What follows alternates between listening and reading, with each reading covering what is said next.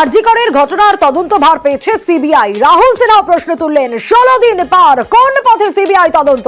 এখনো আরজি করে ডাক্তারি পড়ুয়ার খুন ধর্ষণ নিয়ে ধোঁয়াশা অব্যাহত রয়েছে। সিবিআই তদন্তের গতি প্রকৃতি নিয়ে প্রশ্ন উঠতে শুরু করেছে, আর প্রশ্ন তুলছেন আন্দোলনকারীরা। প্রশ্ন উঠছে, আর কত সময় চাই, এই বলে স্লোগানও উঠছে।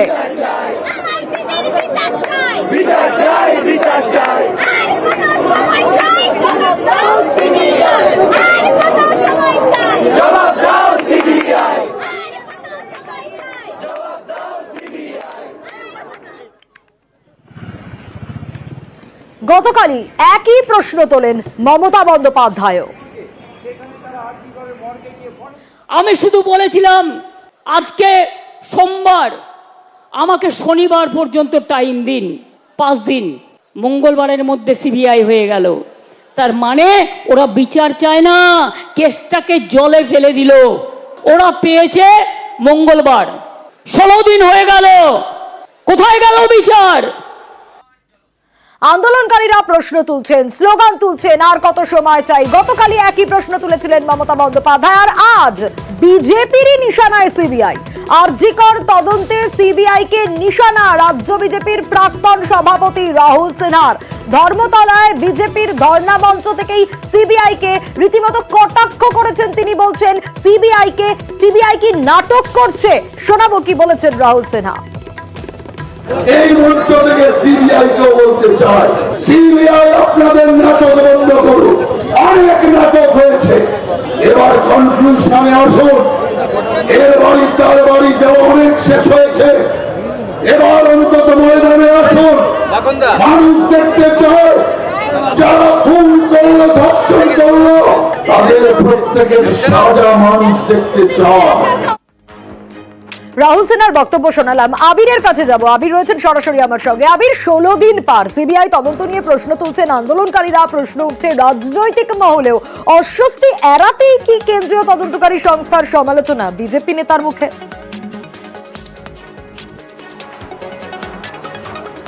প্রথমত হচ্ছে যে বিজেপি নেতা যেটা বলছেন সেটা শাসক দলের মুখে এতদিন পর্যন্ত শোনা যেত, এবং বিভিন্ন সময় দাঁড়িয়ে সিবিআই তদন্তের ক্ষেত্রে তাদের যে সাফল্যের হার তা নিয়ে কটাক্ষ করতে শাসক দল ছাড়তো না। এমনকি বিভিন্ন সময় গোটা দেশের বিভিন্ন পরিস্থিতিতে বিজেপি বিরোধী রাজনৈতিক দলগুলোরও বক্তব্য থাকতো যে আসলে সিবিআই এর মতো কেন্দ্রীয় তদন্তকারী সংস্থাকে ব্যবহার করাই হয় বিরোধী রাজনৈতিক দলগুলোর উদ্দেশ্যে, রাজনৈতিক উদ্দেশ্যের কারণে। তো আজকে বিজেপির মঞ্চ থেকে দাঁড়িয়ে বিজেপিরই নেতা যে কথাটা বলছেন তাতে কিছুটা হলেও শাসক দলের বক্তব্য অনুযায়ী তারা যে দাবি নিয়ে সওয়াল করতেন, যে জোরালো দাবির কথা তুলতেন, কার্যত তাতেই সম্মতি জানাচ্ছে হচ্ছে বিজেপি নেতৃত্ব। এটা ঠিক যে গত কয়েকদিনের ক্ষেত্রে তদন্তের ক্ষেত্রে সে ধরনের কোনো ইঙ্গিত বা এগিয়েছে এমন কোনো কথা কেন্দ্রীয় তদন্তকারী সংস্থার কাছ থেকে পাওয়া যায়নি। বরঞ্চ এখন নাগরিক সমাজের একটা অংশ এবং যারা আন্দোলন করছেন, ডাক্তারি ছাত্রছাত্রীদের, তাদেরও একটা বড় অংশ এই যে দীর্ঘমেয়াদী প্রক্রিয়া এবং এখনো পর্যন্ত নতুন করে কারুর যোগসূত্র রয়েছে কিনা, তদন্তের ক্ষেত্রে অগ্রগতি কি হয়েছে সে সংক্রান্ত বিষয় না জানতে পেরে তারাও কার্যত সিবিআই এর ভূমিকা নিয়ে প্রশ্ন তুলতে শুরু করে দিয়েছে। এবং প্রথম থেকে যেহেতু এই রাজ্যের বিরোধী দল, প্রধান বিরোধী দল কেন্দ্রীয় তদন্তকারী সংস্থার তদন্ত প্রক্রিয়া নিয়ে বারবার ধরে কথা বলেছিল, ফলে সে অর্থে দাঁড়িয়ে আজকে যে ধরনের পরিস্থিতির সম্মুখীন তাদেরকে হতে হচ্ছে সেখান থেকে কার্যত মুখ বাঁচানোর জন্য বিজেপির নেতা এই ধরনের মন্তব্য করে থাকতে পারেন, এমনটা মত রাজনৈতিক মহলের। বেশ আবির, আর রাহুল সিনহাকে কটাক্ষ করেছে তৃণমূল। সবকিছুতেই শুভেন্দু অধিকারী এবং বিজেপির নেতা নেত্রীরা বলছিলেন ইডি সিবিআই ছাড়া তদন্ত হবে না। এখন নিজেদের জালেই নিজেরা জড়িয়ে পড়ে এবং ফেঁসে গেছেন। এটা নতুন কিছু নয়, দেখবেন আরো অনেক নেতাই বলবে যে সিবিআই কাজের কাজ কিছুই করছে না, সিবিআই কে দিয়ে হবে না। মমতা বন্দ্যোপাধ্যায়ের আশঙ্কায় কি শক্তি? আরজি করের ঘটনায় কি বাংলাদেশের মতো আন্দোলনের রাজনৈতিক ষড়যন্ত্র? বিজেপির রাজ্য সভাপতির মন্তব্যে নয়া জল্পনা। কি বলছেন বিজেপির রাজ্য সভাপতি? শোনাবো। আমরা মহামহিম রাজ্যপালকে বলেছি যে গণতান্ত্রিক আন্দোলন যদি পিসফুল হয়, শান্তিপূর্ণ হয়, তার উপরে কেউ কোনো রকম ব্যবস্থা নিতে পারে না, সরকারও ব্যবস্থা নিতে পারে না। এরকম একটি স্ট্যান্ডিং ভার্ডিক্ট সুপ্রিম কোর্টের আছে। কিন্তু তবুও এই রাজ্য সরকার যেভাবে দমন পীড়নের নীতিতে চালাচ্ছে এই রাজ্যকে, আগামী দিনে এটা যদি বুমেরাং হয়ে যায় এবং এখানে যদি মাননীয় মুখ্যমন্ত্রীর পরিস্থিতি খারাপ হয়ে যায় যে তাকে যেন রাজ্য ছেড়ে পালাতে না হয়, সেরকম পরিস্থিতি কিন্তু তৈরি হতে পারে। আর গতকাল মেয়র রোডের মঞ্চ থেকে এই আশঙ্কার কথাই বলেছিলেন মমতা বন্দ্যোপাধ্যায়। শোনাবো গতকাল কি বলেছিলেন। কেউ কেউ মনে করছেন এটা বাংলাদেশ, কিন্তু মনে রাখবেন বাংলাদেশ একটা আলাদা রাষ্ট্র, ভারতবর্ষ একটা আলাদা রাষ্ট্র।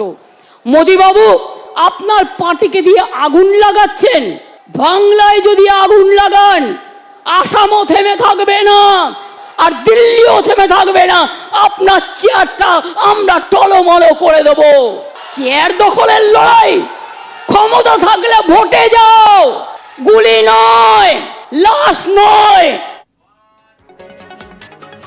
মমতা বন্দ্যোপাধ্যায়ের আশঙ্কায় সত্যি প্রশ্ন উঠছে। আরো বিস্তারিত ভেঙ্কটেশ্বর আমাদের জানাতে পারবে। ভেঙ্কটেশ্বর সরাসরি রয়েছেন আমার সঙ্গে। ভেঙ্কটেশ্বর, এই আরজি করের আন্দোলন নিয়ে হঠাৎ বাংলাদেশের প্রসঙ্গ কেন টেনে আনলেন সুকান্ত মজুমদার?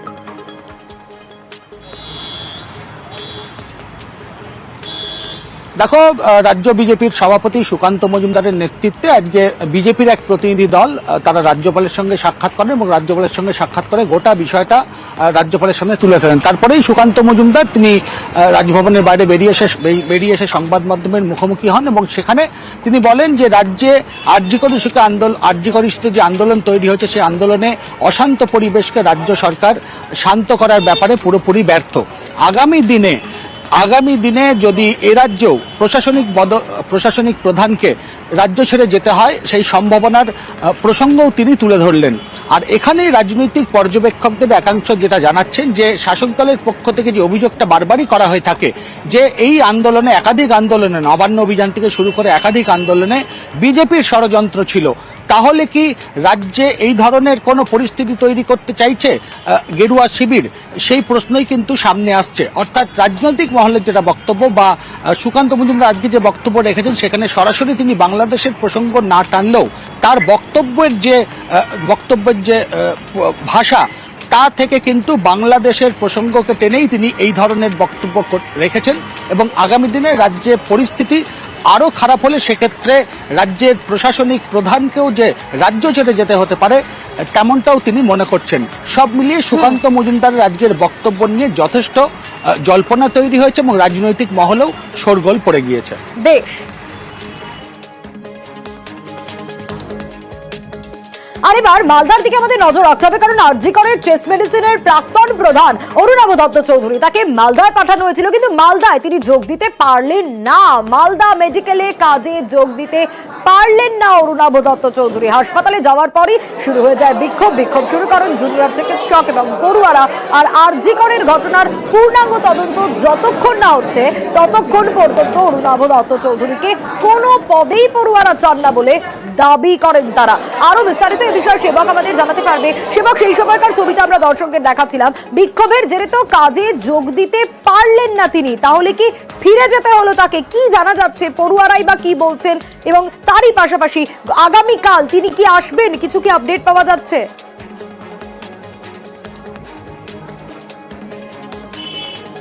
সোনিয়া, একদমই তুমি যেটা বলছিলে যে আজকে কিন্তু কাজে যোগ দিতে পারলেন না অরুণাভ দত্ত চৌধুরী, তাকে ফিরে যেতে হয়েছে। শুধু তাই নয়, পরিস্থিতি এমন জায়গায় পৌঁছয় যে মালদা মেডিকেল কলেজের অধ্যক্ষ তিনি স্বাস্থ্য ভবনে উচ্চতর পদস্থ কর্তাদের সঙ্গে যোগাযোগ করেন এবং সেখানে পুরো উদ্ভূত পরিস্থিতি জানানো হয়। আর এরপরে ঠিক হয় যে আজকে তিনি জয়েন করবেন না। ছাত্ররা, যারা আন্দোলনকারী, যারা জুনিয়র ডাক্তার, তারা যেটা বলছেন এই অরুণাভ দত্ত চৌধুরী সম্পর্কে তাদের ব্যক্তিগত কোনো আক্রোশ বা ব্যক্তিগত কোনো প্রতিবাদ নেই, কিন্তু আরজি করের পুরো ঘটনা তার এখনো ন্যায় বিচার হয়নি। এই যে সময়, এই সময়ের মধ্যে তারা চান না আরজি করে যুক্ত প্রাক্তন কেউ এসে মালদা মেডিকেল কলেজে তাদের অধ্যাপক হিসেবে কাজে যোগদান করুন। অন্তত এই সময় তারা কিছুতেই তা মেনে নেবেন না, এমনটাই কিন্তু আগেও তারা জানিয়েছিলেন। রাজ্য সরকার বেশ কয়েকদিন আগেই এই বদলির অর্ডার দিয়েছিল। প্রত্যাশা ছিল তিনি কবে আসছেন।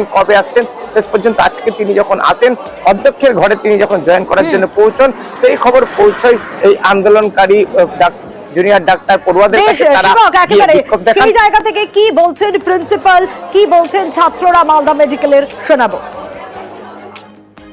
আমাদের যারা আন্দোলনকারী যে ছাত্র স্টুডেন্টস এরা কেউ কিন্তু জয়েন করতে দিতে চাইছে না, উনি তাই সম্ভবত জয়েন করছেন না।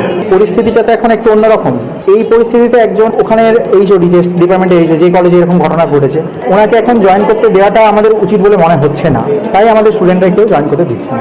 এই ক্রাইসিসের সিচুয়েশনে আমরা নতুন কোনো অ্যাপয়েন্টমেন্ট আমরা আমাদের কলেজে আমরা অ্যাজ এ স্টুডেন্টরা অ্যাকসেপ্ট করছি না।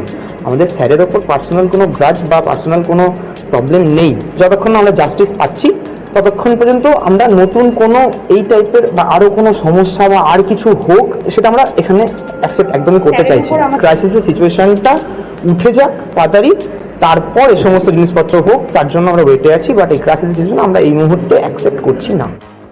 আমার কাছে উনি এসেছেন, এসে নিয়ে জয়েনিং এর আবেদন করেছেন এবং জয়েন রিলিজ অর্ডার নিয়ে এসেছেন। ছাত্রদের দাবি কি? ছাত্ররা কি এখন আমার কথা হয় না, এবারে কথা বলবো। বলছে যে তার বিরুদ্ধে যে অভিযোগ না ওঠা পর্যন্ত তাকে এখানে তারা জয়েন করতে দেবেন না এবং তাকে মেনে উঠবেন।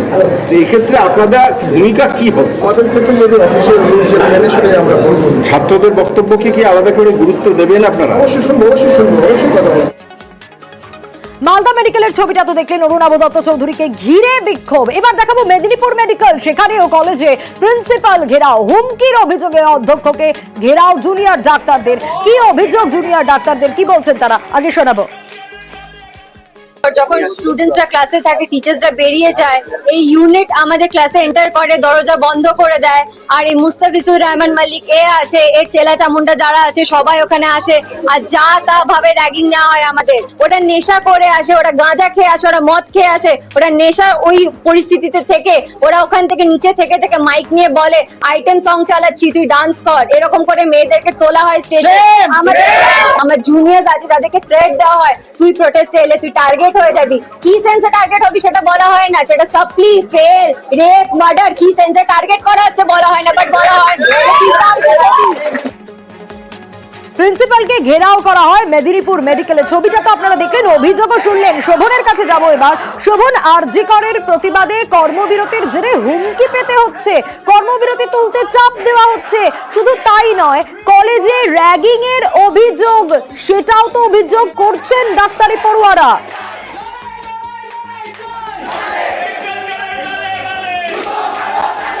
দেখো সোনিয়া, তোমাকে জানিয়ে রাখি যে সকাল প্রায় 11টা থেকেই ছাত্রছাত্রীরা আন্দোলনে বসেছিল। মেদিনীপুর মেডিকেল কলেজ অধ্যক্ষের যে প্রিন্সিপালের যে রুম, সেই রুমকে ঘেরাও করে কিন্তু আন্দোলন চালাচ্ছিল এবং তাদের যে মূলত দাবি ছিল যে এই মেদিনীপুর মেডিকেল কলেজের একজন পাস আউট মুস্তাফিজুর রহমান মল্লিক এবং তার দলবল, অর্থাৎ তার কিছু সাঙ্গপাঙ্গ রয়েছেন, তারা কিন্তু বিভিন্নভাবে এইসব যারা জুনিয়র ডাক্তাররা রয়েছেন, যারা মূলত আরজি করের যে প্রতিবাদ, সেই প্রতিবাদে যারা কর্মবিরতি বা আন্দোলন চালিয়ে যাচ্ছে, তাদেরকে বিভিন্নভাবে হুমকি দেওয়া হচ্ছে আন্দোলন প্রত্যাহারের জন্য।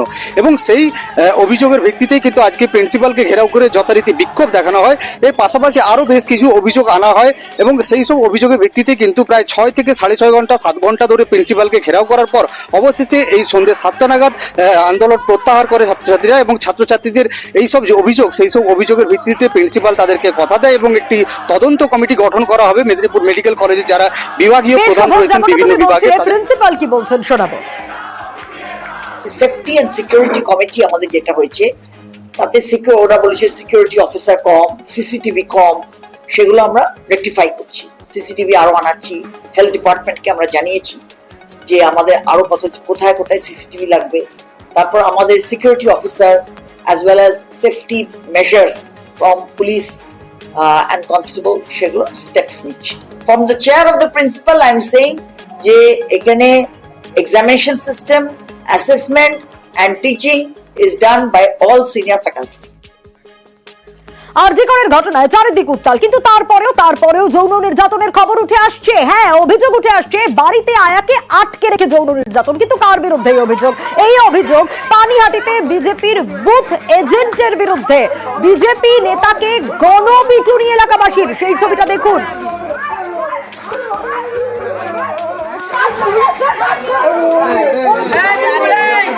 থেকে ফটো তুলেছি আমি। তো ওটা জানার পর উনি আমার ফোনটা, এই ব্যাগ, আরো একটা ব্যাগ আছে, উনি নিয়ে নিয়েছে। ঘরের দরজা পুরো লক করে দিয়েছিল, কি দিয়ে কিটা অন্য জায়গায় রেখে দিয়েছিল। দিয়ে কোনো ক্রমে দেখি একটা দরজা খোলা আছে, আমি ওনার ব্যাগটা কোনো রকমে ছিনিয়ে নিয়ে আমি দরজা খুলে পালিয়ে এসে পাশের কারোর একজনের বাড়িতে আমি উঠেছি। আমি বেরিয়েছি, উনি ঠিক বাইকে করে আমাকে আমার পিছন পিছন এসেছে আমাকে ধরবে। আমি আর ভয়তে বেরোতে পারিনি। গ্রেপ্তার করা হয়েছে বিজেপির এই বুথ এজেন্টকে। আরো বিস্তারিত সুবীর জানাতে পারবে। সুবীর, আটকে রেখে যৌন নির্যাতনী আয়াকে এবং বিজেপির বুথ এজেন্টের বিরুদ্ধে এই অভিযোগ, গ্রেপ্তার তো করা হয়েছে, কি ব্যবস্থা নেওয়া হচ্ছে এলাকাবাসীর তরফ থেকেই বা কি বলা হচ্ছে? যখন আরজি কর নিয়ে চারিদিক উত্তাল, তার মধ্যেও যৌন নির্যাতনের অভিযোগ।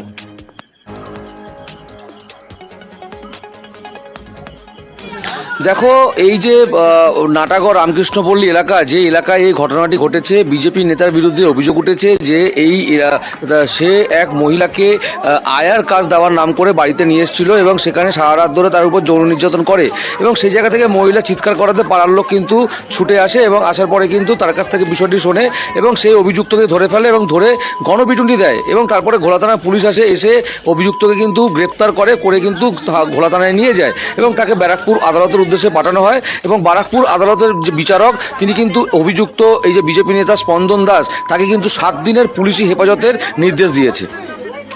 বেশ সুবীর, পুলিশকে উপযুক্ত ব্যবস্থা নিতে বলবো। যদি বিজেপির নেতা হয় তাহলে উপযুক্ত শাস্তি দেওয়া হবে। আমরা এই ধরনের ঘটনাকে সমর্থন করি না বলছেন সুকান্ত মজুমদার। কি বলেছেন শোনাবো। বিজেপির নেতা যদি করে থাকে, আমি পুলিশকে বলবো উপযুক্ত ব্যবস্থা নিতে। নর্মালি এক্ষেত্রে যদি কোনো অপরাধীকে ধরে আপনারা 5টা বাড়ি দেন পেছনে, একে 10টা দেবেন এবং আমরা পার্টি থেকেও তাকে বের করবো যদি প্রমাণিত হয় তিনি এই কাজ করেছেন। আমরা এই ধরনের অপরাধীদেরকে কোনো রকম প্রশ্রয় দিই না। মহিলা সুরক্ষা, মহিলাদের সম্মান, মহিলাদের dignity, the foremost and the utmost important thing to us.